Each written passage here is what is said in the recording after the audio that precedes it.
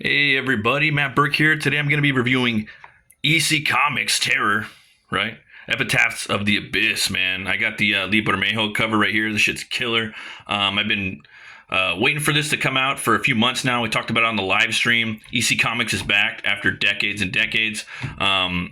It's just something I was really hyped for, man. There's been a lot of like books like making a comeback and like the Conan books and whatnot. They've been really killing it over there with Titan signatures and stuff. So I read this book and it's got an excellent print quality to it.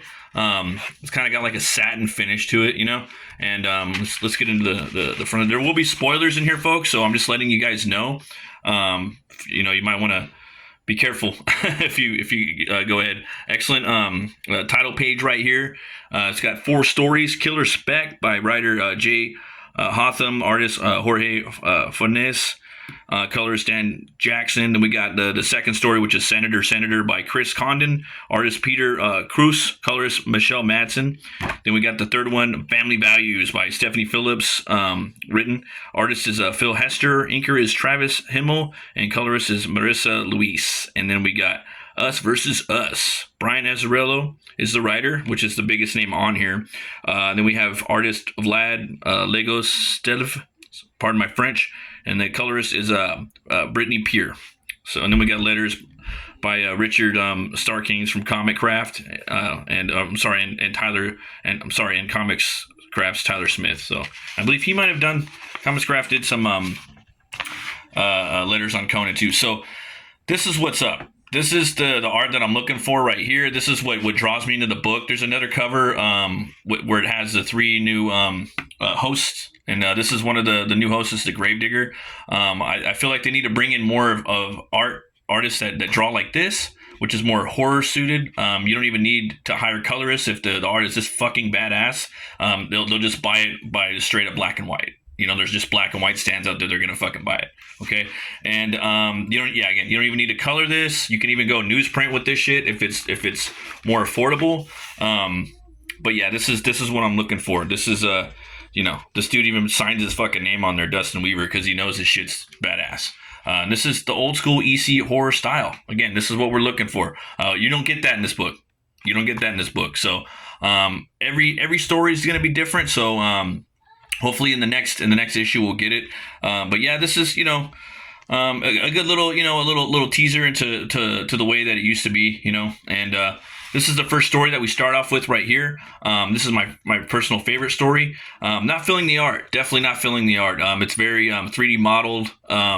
Very stale and dry. And just not a lot to it. And I thought there was a lot of opportunity for them to lean into the more horrific side of it. You got this guy right here. The scariest thing a writer ever faces is a blank page staring back at them. It takes a brave, intrepid person to confront that blank wilderness, to dive into the unknown alone, with nothing to assist them but what their mind can create. And I am that courageous soul. So he's this dude. He's sitting in Starbucks. You guys go into Starbucks and you see all these, usually students or people or, writers writing their shit, and right here. And yet somehow, amazingly, I haven't written a single word. So he's getting that Jack Torrance shit going, The problem is clear. All these posers and pretenders sitting in a coffee shop, so publicly writing, but it's all just an exercise in narcissism. Their mediocrity is blocking my creativity. Is that the UCLA extension course all over again? All these hacks befoul the very air as I try to breathe life into a magical world. I simply must never come here again. So, this guy's a fucking nut job, And again, total like side thing, like total non, it has nothing to do with this, but man, just seeing that fucking the page, dude, of a screen just coming into like an old school like black and white horror comic that's supposed to be the relaunch, it just took me right out of the book. And the art too, man. I mean, this is cool. I mean, technically you did open up with this awesome art, but then it jumps right into this, just really stale, boring. Killer Spec. So here we go. I don't know why I waste my time communing with these lesser writers. I deserve to be among the greats. Milius, Chavatsky, Houston. They would understand my work. Only geniuses can recognize true genius. One day, they'll all recognize that brilliance walked among them, but they were all too thick-headed to see. When I finish this masterpiece, I'll be over.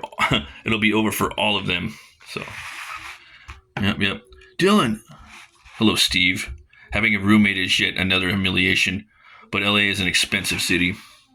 I wrote a script. You did. Steve is a necessity, is a necessary evil.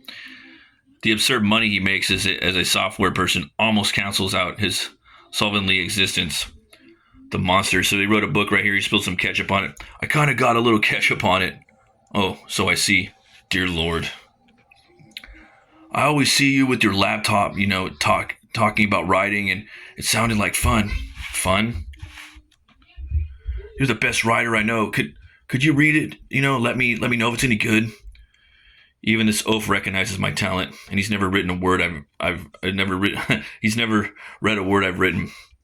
But of course, always happy to give notes to an aspiring scribe. This is going to be painful. Let's see now how terrible this is. Terrible. It's not terrible. It's worse. So much worse. It's brilliant. Perfect. It's scary, but also funny and somehow also touching. It's true art. That imbecile somehow wrote the perfect movie. It's better than anything I've ever written. It's better than anything I could ever write. So, he comes up on the guy, basically murders him, right?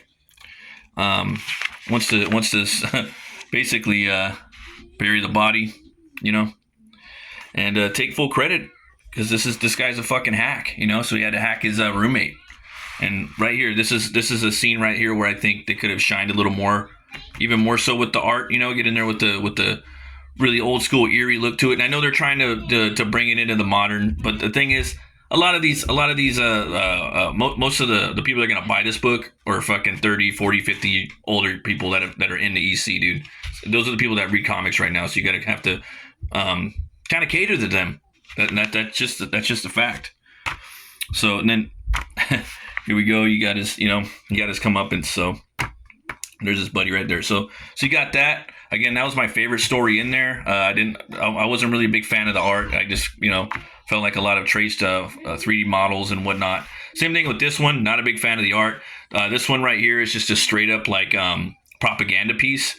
It's about basically a reporter that she's all about this new conservative political runner, and this political runner is really into like basically pro-choice, and then she flip-flops to pro-life, and she can't figure out why she would do that. And it's just very uninspired, and I just feel like any retarded person could have wrote this one, to be honest with you.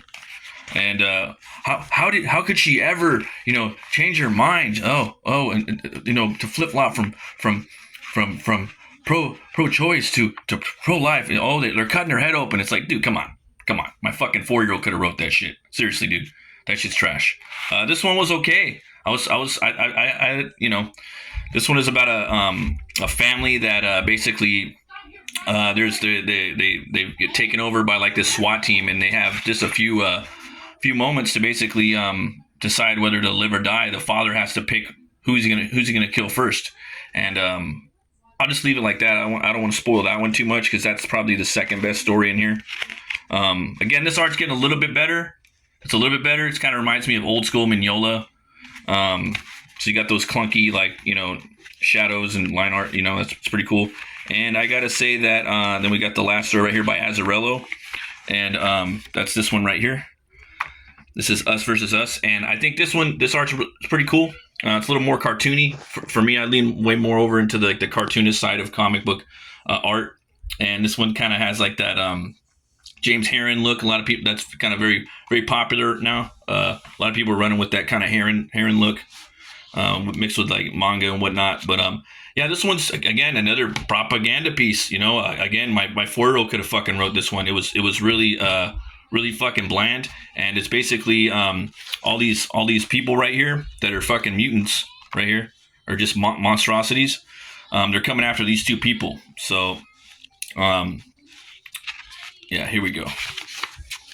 Yeah, so they're coming after him, you know, and basically this guy just dies, you know, and he becomes a vax person, you know. So so it all has to do with the vax, dude. So you're dealing with someone that got the vax and who didn't get the vax. You know what I mean?